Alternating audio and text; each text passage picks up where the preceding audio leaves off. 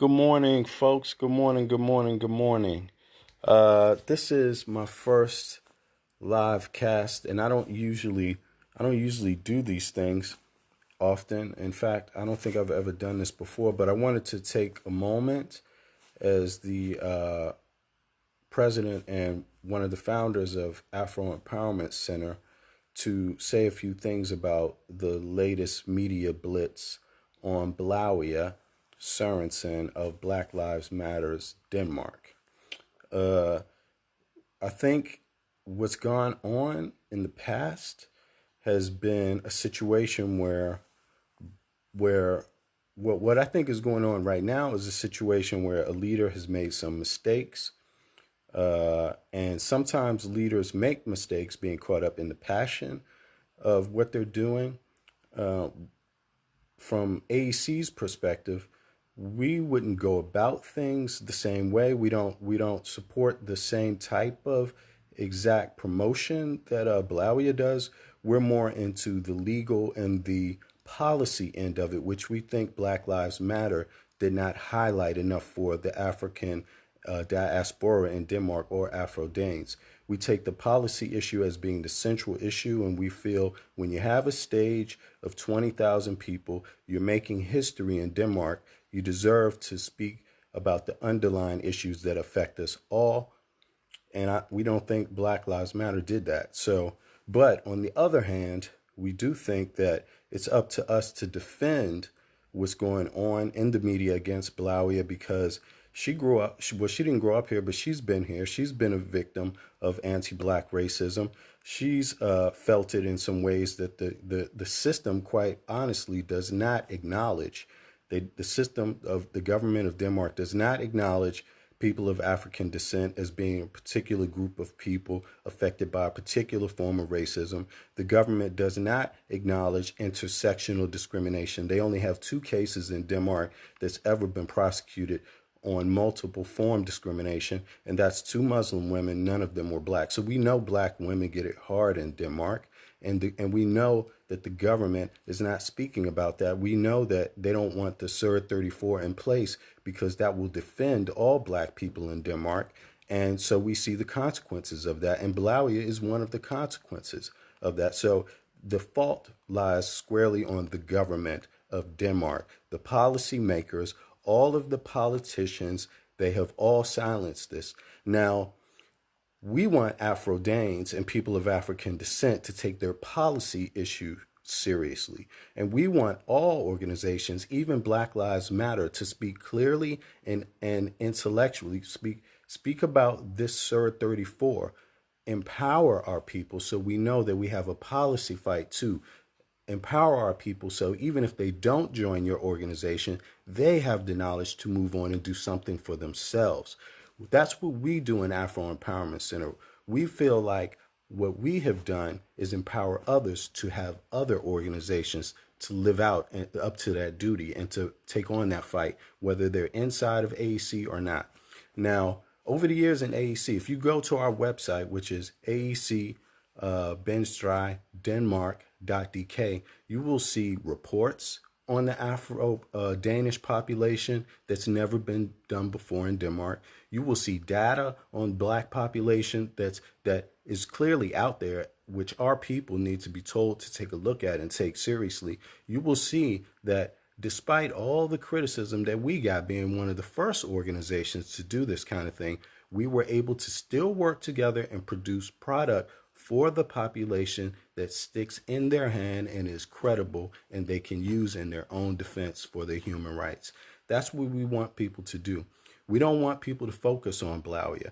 All leaders make mistakes. This fight is not about Blawya Sorenson. This fight is about people of African descent and Afro-Danes living in Denmark. So we're going to condemn the attacks from the media on Blawya because, first of all, these attacks aren't even pointing out what our human and civil rights are here, what our particular struggle is. None of these attacks, none of these media articles are talking about SUR 34, which is particular to people of African descent living in Denmark. So these attacks are a distraction from the real battle.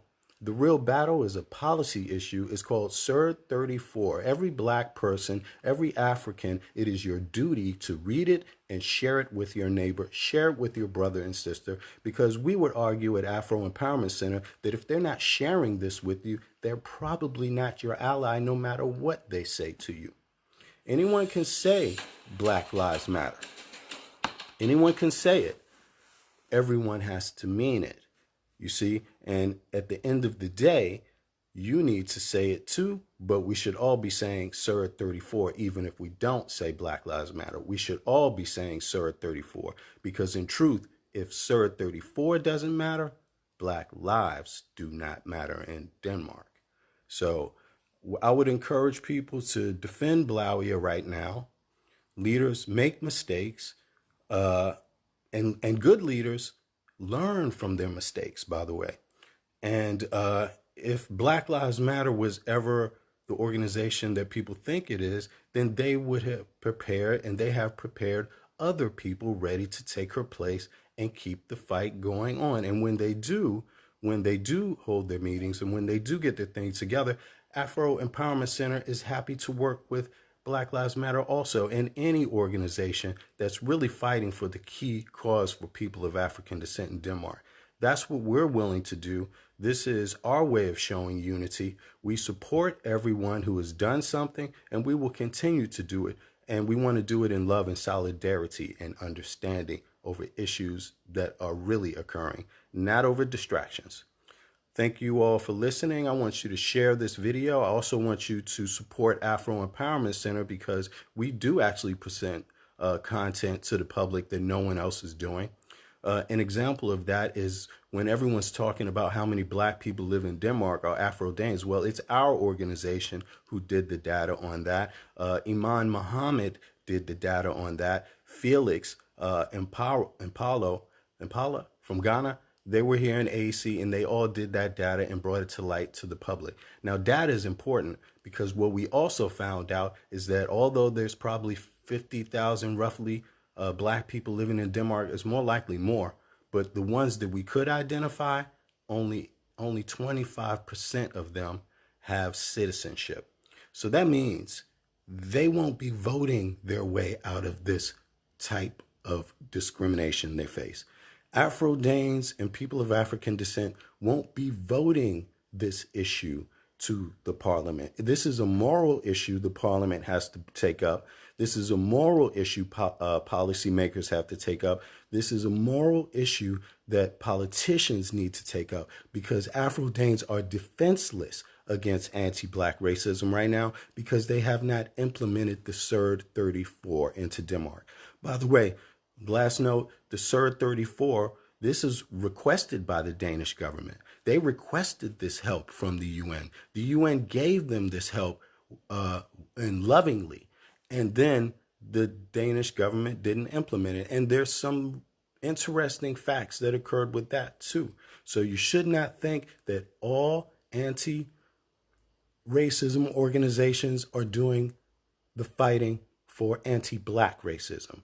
If we want to fight anti-black racism, we first must acknowledge our people as being a particular group of people that are affected by a particular group type of racism, just like anti-Semitism is. If you say racism, Jewish people don't know what racism is. They know what anti-Semitism is, because that affects them in a particular way. They have been acknowledged by the state. LGBT has been acknowledged by the state. We want Afrodanes to be acknowledged by the state and be acknowledged as being victims of a particular form of racism. That's what we need the state to do. If the state doesn't do that, we're totally defenseless on all fronts. So tell your brothers and your sisters to stop bashing Blawya. Tell the media, stop bashing Blawya. And tell the media also, Afro Empowerment Center or Black Lives Matter wouldn't even exist if they actually implemented the SIR. So it all lies on them. Let's give some kind words to Blawya, and at the same time, let's hope that she does the right thing as a leader, because, you know, there's a lot of people that know how to lead. There's wonderful, beautiful black women that can lead, and sometimes this is the opportunity when they should get their chance to do so. So Having said that, thank you all for listening to this message. I hope you spread it, and because we feel it is the central message for the empowerment of Afrodanes in Denmark. Thank you.